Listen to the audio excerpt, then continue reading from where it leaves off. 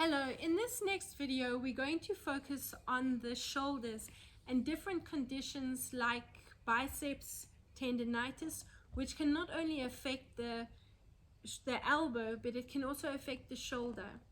The other condition is frozen shoulder, which often is an issue related to not enough movement in that shoulder. And then the fascial tissue becomes quite dense, and the less you move it, the less you're able to move it, because that fascial tissue becomes like a knitted spider web, restricting the range of movement. So things like massage really increase the circulation and hydrate that fascial tissue. So it's something, if you are not able to move that shoulder, try massage just to get increase the circulation and hydrate that fascial tissue, just to break down adhesions. The other issue is rotator cuff injuries. There are 4 muscles that make up the rotator cuff: the infraspinatus, the supraspinatus, the teres minor, and the subscapularis, which is the muscle that is mostly affected by a rotator cuff injury. When you tear those muscles, that's the subscapularis that you're mainly looking at and being affected by the injury. What we're going to work with is either a reflex ball, the softer reflex ball, again with the nodules if you have one. A tennis ball will do, and a resistance band. If you don't have a resistance band, you don't have to work with anything. It's up to you just to help create more resistance when you're working with strengthening the muscles. We're going to start off in a seated position, taking the hand onto the sternum, and I want you to find the clavicle and massage underneath the clavicle, massaging from the sternum up towards the shoulder. Now along this area, probably about a third in, if I can, you should have quite a tender spot, and I want you to take the index and the middle finger and just massage into that area. This will be close to those pectoral muscles, releasing those pectoral muscles, often somewhere that can be affected from postural positions where these muscles are very tight. Let's do the same thing to the other side. So you're going to massage under the clavicle, taking the index, the middle, and the ring finger along that line. Now find that trigger point and just a little circular motion just to release those pectoral muscles.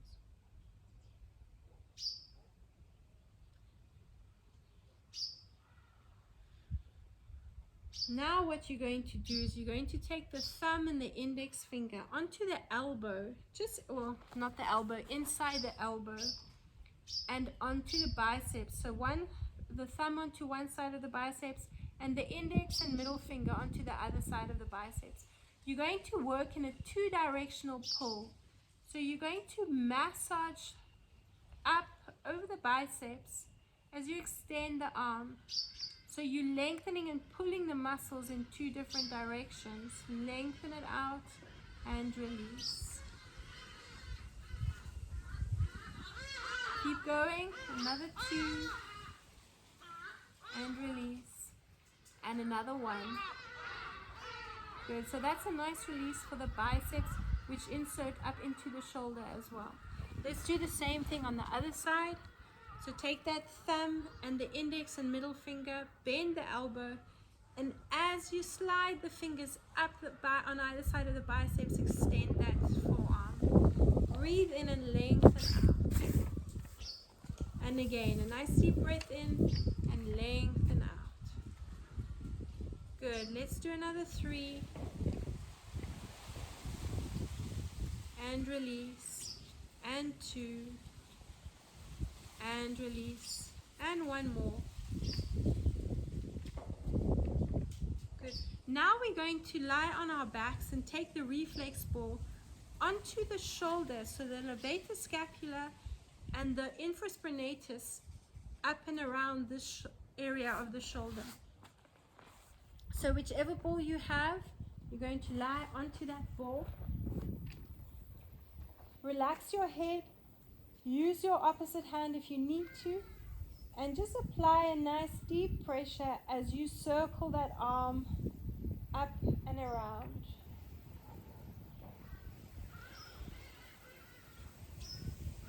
Let's take the arm across the body and open up.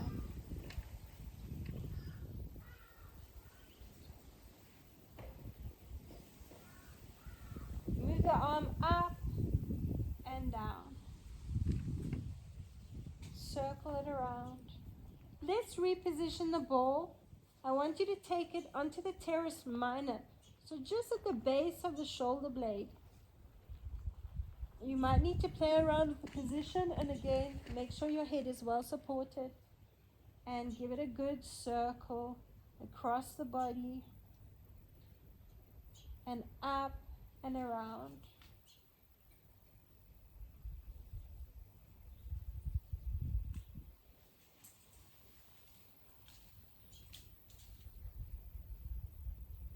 Now you're going to position the ball onto the rhomboids.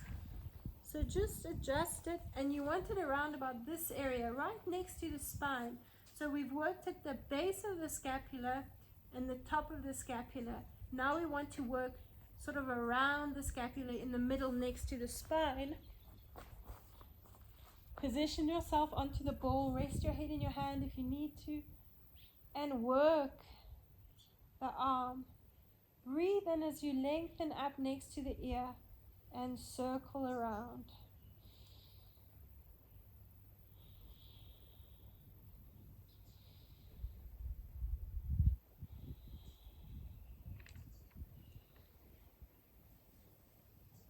And across the body and out to the side.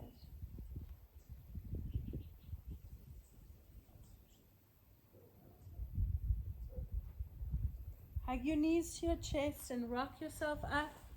Let's do the same thing to the other side. So you're going to position the ball up and around that shoulder area, just where the shoulder meets the neck, and circle the arm around. Breathe in and lift up and down, across the body and open out to the side.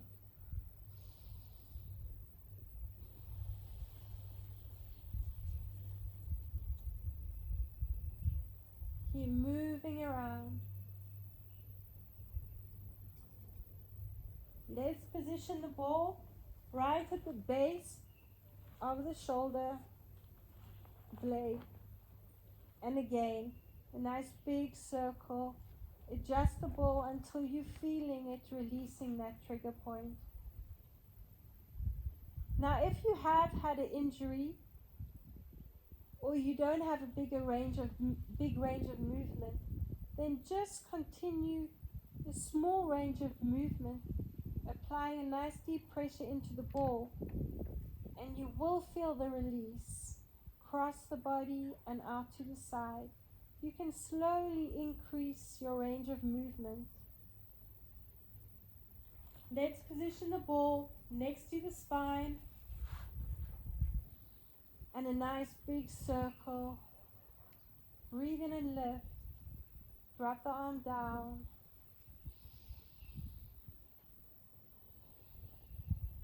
Open out to the side.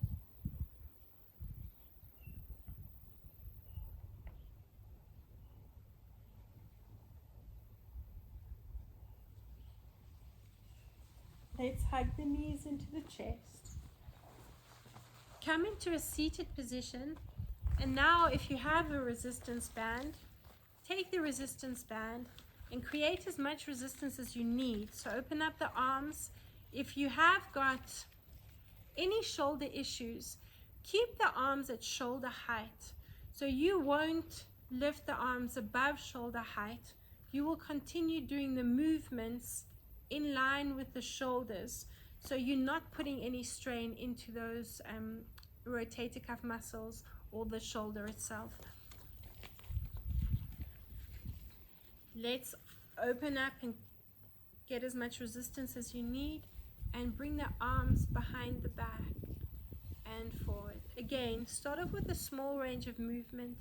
If you are just working in shoulder height, just up and down, just pushing out into the resistance of the band. Breathe in if you can and bring the arms back. Breathe out when you bring the arms forward. Breathe in and open up, and breathe out and go forward. Good. Nice deep breath in and breathe out. Now, if you're working in line with the shoulders, I want you to bend the elbows and focus on pulling the shoulder blades together at the back. Breathe in as you open up, breathe out as you release. If you can, take the arms up and take them as far back as you can. That's your position you want to be in. If you're not using the resistance band, just make a fist and create your own resistance. Squeezing those rhomboids together and really opening up across the chest and activating the back arm lines. If you have got that resistance band, shorten the resistance if you can and continue moving up and down. The other option is in front.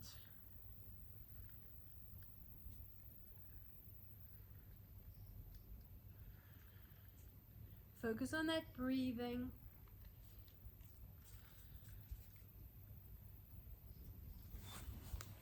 Now the last exercise, I want you to lengthen the band and release it. Extend it and release it. Again, your option in front is to keep the elbows straight, keep the arms at shoulder height, and just squeezing the shoulder blades together at the back.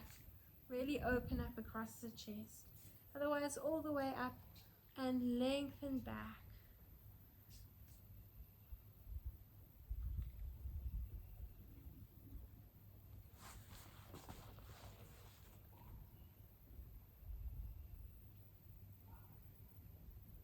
And let's release the band.